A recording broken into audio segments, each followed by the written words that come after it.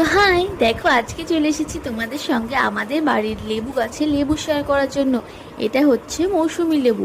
তো মৌসুমী লেবু গাছ আমাদের দাদাভাই লাগিয়েছিল 2 বছর আগে, তো সেটাই এখন অনেকটা বড় হয়ে গেছে। আগের বছরও হয়েছিল, কিন্তু আগের বছর আমরা শেয়ার করার সুযোগ হয়নি, মনে ছিল না আমাদের।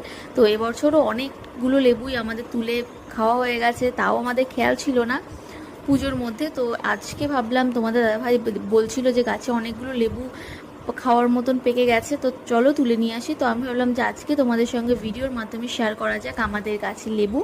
তো সেই জন্য ভিডিও করছি। আর এখানে দেখো এক পেতে মানে ঝুড়ি ভর্তি লেবু হয়ে গেছে। আর লেবুগুলোর সাইজটা কতটা বড় আর কত সুন্দর লাগছে।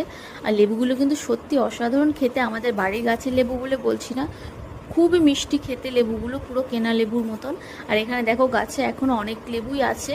আর এর আগেও আমরা অনেক লেবু তুলে তুলে খেয়েছি। তো তোমরা কারা কারা খেতে চাও লেবু, অবশ্যই চলে আসো ঝটপট করে।